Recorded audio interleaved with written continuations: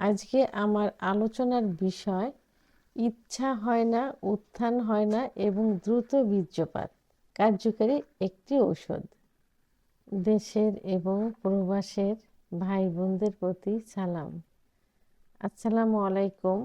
যৌন অক্ষমতার অধিকাংশ পুরুষ, বিশেষ করে যাদের বয়স একটু বেশি হয়ে গেছে, 35-এর পরে গিয়ে 40, 45, 50-এর পরে পুরুষের অভিযোগ থাকে যে তাদের যৌন ইচ্ছাটা একেবারেই হয় না, বা ইচ্ছা হলেও একটু হলেও উত্থান হয় না এবং খুব দ্রুত বীর্যপাত হয়ে যায় এবং শারীরিক খুব দুর্বলতা।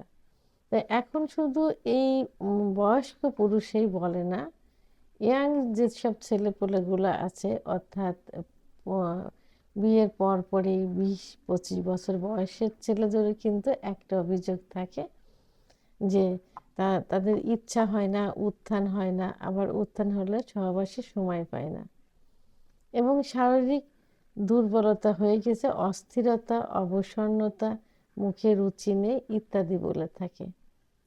তো এই সমস্যাগুলো বিভিন্ন কারণে হয়ে থাকে। এটা যৌন অক্ষমতা এগুলা। তো কারণগুলোর অধিকাংশ দেখা যায় যে অতিরিক্ত হস্তমৈথুন ইসলামের দৃষ্টিতে নিষিদ্ধ। তারপরেও যারা করে মাসে 2-3 বার ইউজুয়ালি যদি করে, ওটা কিন্তু এইভাবে সমস্যা হয় না, যৌনতার উপরে এত প্রভাব পড়ে না। কিন্তু যখন এটা অভ্যাসে পরিণত হয়ে যায় এবং অতিরিক্ত হয়ে যায়, নেশায় পরিণত হয়ে যায়, তখনই কিন্তু সমস্যা চলে আসে। আবার অনেকে দেখা যায় যে অতিরিক্ত বিছানায় ঘর্ষণ দিয়ে বীর্যপাত করছে, অতিরিক্ত যৌন মিলন করছে এবং পর্যাপ্ত পরিমাণ পর্নোগ্রাফি, মেয়েদের নিয়ে চিন্তা ভাবনা ইত্যাদি করার কারণে রাত্রে স্বপ্ন দেখেও স্বপ্নদোষ হচ্ছে, না দেখেও বীর্যপাত হয়ে যাচ্ছে। আর একবার যদি স্বপ্নদোষ হয়, ঘুমের ঘরে যদি বীর্যপাত হয়, তাহলে সেটা কিন্তু ইউজুয়ালি সহবাস 3 বার করলে যে পরিমাণ বীর্য বের হয়, ঠিক একবার স্বপ্নদোষে এই পরিমাণ বীর্য বের হয়। তাহলে শারীরিক একটা অবসন্নতা, দুর্বলতা চলে আসে। আবার পুষ্টিকর খাবার না খাবার কারণে যৌন যে হরমোন থাকে, পুরুষের সেক্স হরমোন, টেস্টোস্টেরন হরমোন কমে যাওয়ার কারণেও এই সমস্যাগুলো হয়ে থাকে। তো এই জাতীয় খাবার, দুধ, ডিম, খেজুর, কাজু বাদাম, ভিটামিন ডি, যে এইগুলো পর্যাপ্ত পরিমাণ না থাকার কারণে শারীরিক দুর্বলতা চলে আসে। এই সমস্যার সমাধানের জন্য কি করতে হবে? এই যে খাবার, দুধ, ডিম, খেজুর, কাজু বাদাম,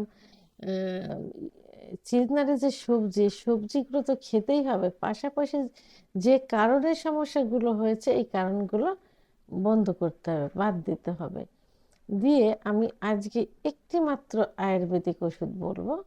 ওষুধটা সম্পর্কে সবারই কিন্তু কম বেশি একটা ধারণা আছে। সেটা হলো জিনসেং ক্যাপসুল।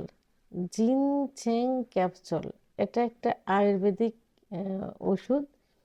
আমি জেনেটিক নাম বললাম, বাজারে বিভিন্ন কোম্পানি বিভিন্ন নামে ছেড়েছে। আপনারা ভালো একটা কোম্পানি দেখে ওষুধটি ক্রয় করবেন। এই ওষুধটি যাদের যৌন ইচ্ছা হয় না, তাদের, অর্থাৎ নার্ভের ইচ্ছাটা কিন্তু কোথা থেকে আসে? ব্রেন থেকে আসে, নার্ভ থেকে আসে। নার্ভের দুর্বলতায় কাজ করে এবং যখন সেক্স উত্তেজনা আসে, টোটাল বডিতে যখন ব্লাড সার্কুলেশন হয়, হাড়ের থেকে যখন লিঙ্গে ব্লাড সার্কুলেশন হয়, তখন কিন্তু লিঙ্গ লোহার মতো দাঁড়িয়ে যায়, শক্ত হয়ে যায়। আর যখনই এই লিঙ্গের ভিতরে ব্লাড সার্কুলেশন না হয়, তখন কিন্তু নিস্তেজতা চলে আসে। সেই ব্লাড সার্কুলেশন ঠিক করতে জিনসেং কার্যকারী ভূমিকা পালন করে থাকে, অর্থাৎ লিঙ্গের ব্লাড সার্কুলেশনটা সঠিকভাবে দিয়ে থাকে।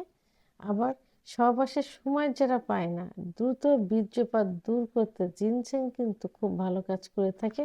আবার অনেকে দেখা যায় ইউজুয়ালি সহবাস ছাড়া মুখ ধরফর করে, অস্থিরতা করে, অবসন্নতা আসে, দুর্বলতা আসে, মুখে রুচি কম, অর্থাৎ এক কথায় শরীরের জীবনী শক্তিটাকে সতেজ করতে জিনসেং ক্যাপসুল খুব ভালো কাজ করে থাকে।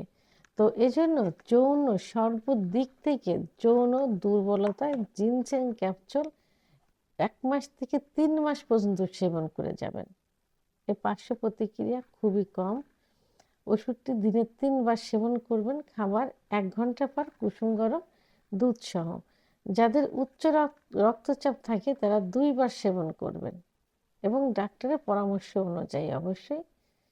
তো তাহলে জিনসেং ক্যাপসুলটি আপনারা যৌন দুর্বলতার জন্য সর্বপ্রকার, বিশেষ করে ইম্পটেন্সি, ধ্বজভঙ্গ, যাদের কিছু নেই তারাও এই জিনসেং ক্যাপসুলটি নিশ্চিন্তায় সেবন করতে পারেন।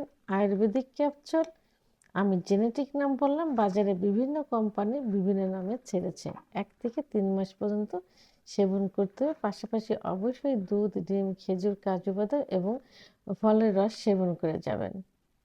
ভিডিওটি সম্পর্কে যদি কোনো মতামত থেকে থাকে অবশ্যই কমেন্টসের মাধ্যমে জানাতে হবে। ভিডিওটি ভালো লাগলে লাইক, কমেন্ট, সাবস্ক্রাইব করে